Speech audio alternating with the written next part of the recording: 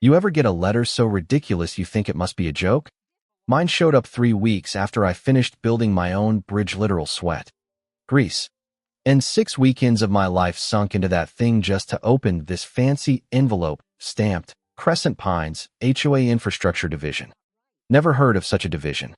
But hey, maybe I missed the secret handshake. I tore into it right there in my kitchen. Welding gloves still on. Grease smudging the envelope. Inside a bill. $7 grand and some change for shared bridge maintenance and structural upgrades. For the bridge I built. By myself. I let out this half-mad laugh because let's be real. I bought this river cabin to get away from exactly this sort of HOA garbage. It's all the way out on the edge of Crescent Pines, barely inside the official lines. The old road washed out ages ago. Nobody came to fix it. So I did what any stubborn fool would, built my own bridge over the creek. Dragged every beam in. Pulled my own permits after the county guy looked at me sideways and asked, "You doing this alone?" "Yep. Sure am. No help from anyone. No check from the HOA. Just my 2 hands." Next morning, I stomped down to the HOA office. Beige stucco. Sad landscaping. Like it wants to look fancy, but you can still smell the cheap carpet.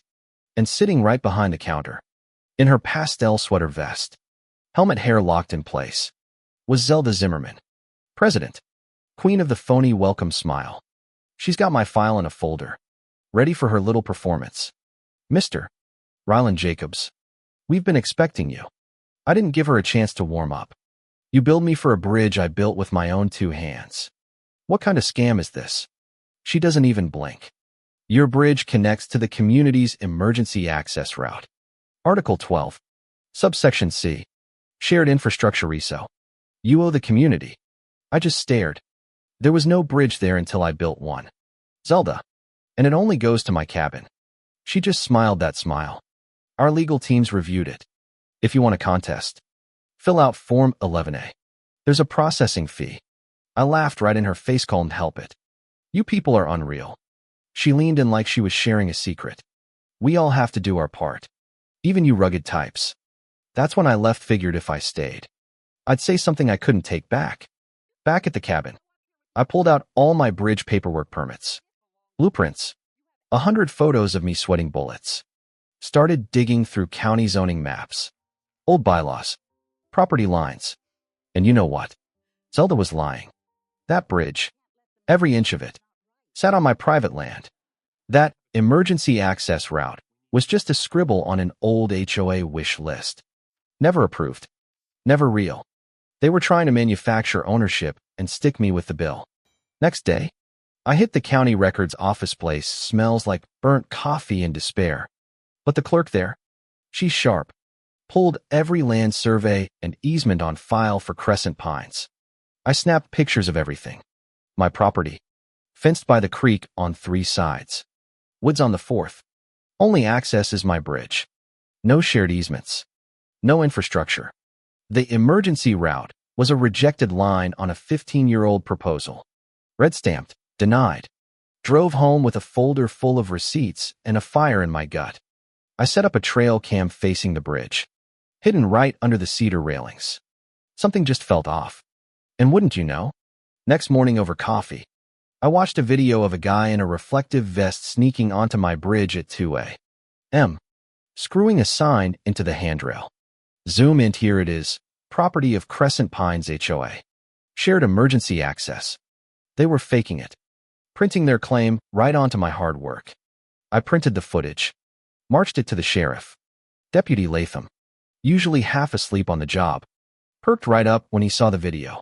"This is tampering with private property," he said. "Helped me file the complaint for criminal mischief and trespassing. Promised he'd look into it in person."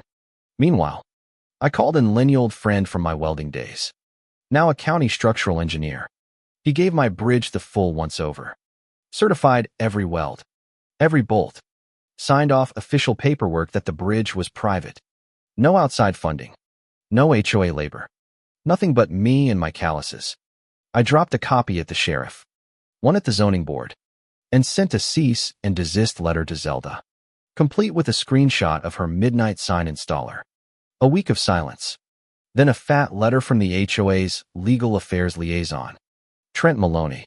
Now they were accusing me of blocking emergency infrastructure, endangering the neighborhood. And if I didn't cough up the money, they'd slap a lien on my property. That's when it hit me. It wasn't about the bridge. It was about setting a precedent. If I got away with it, others might too. They couldn't let that happen. I called my cousin Mara, Assistant D.A. in Oak Ridge County, doesn't take crap from anyone. I sent her everything. She took one look and said, "Looks like civil fraud. Maybe criminal. Let me make some calls." 3 days later, I got a call from a state investigator. Turns out, I wasn't the first. Some poor lady got billed for a wildlife fence that never existed. She paid out of fear and moved away. The investigator asked if I'd help build a case. I was in. Zelda didn't back off. The next weekend, I watched her from my porch, strutting up the trail with two guys both holding clipboards like that made them important. I went down to say hi. "Afternoon. Zelda, giving your fantasy road another inspection?" She jumped a little, tried to stay composed. "Mr. Jacobs, this is a formal inspection under HOA code." I cut her off. "Not your jurisdiction. And those guys? I called the county, no permits for this visit. You're trespassing." One of the clipboard men asked if he was being recorded. "Yep. My land. My rules." Zelda's lips went thin as piano wire. "You've made this unnecessarily difficult, Mr. Jacobs." I shrugged. "You tried to steal my work and you got caught. Who's being difficult now?" She stormed off. The clipboard guys scurried after her. That night, I sent everything, photos, audio, all of it to the state investigator. 1 week later, subpoenas landed on the HOA. Sheriff's deputies raided the office, seizing records. Turns out Zelda and her crew had billed dozens of residents for projects that never happened. 80 grand in fake maintenance in the last year alone. HOA bank accounts frozen. Zelda blamed clerical errors. Her lawyer quit and skipped town. The state flagged him for questioning. Deputy Latham stopped by a few days later.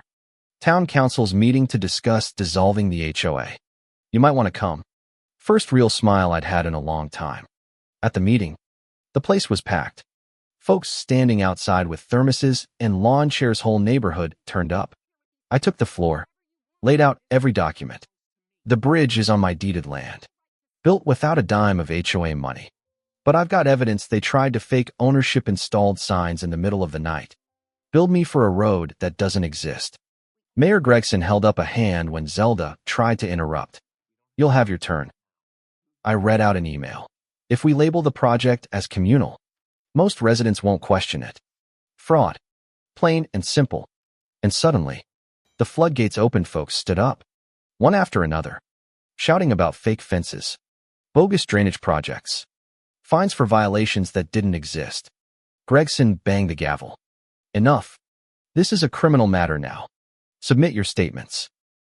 The state's public integrity folks showed up, took every document. The next morning, news vans parked outside the HOA office.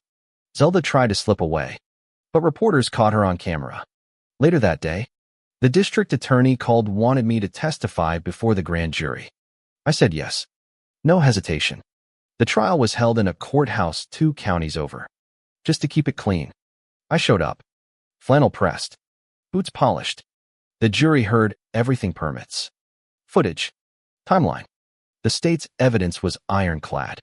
One board member had even doctored digital maps to make it look like my bridge crossed into an imaginary easement.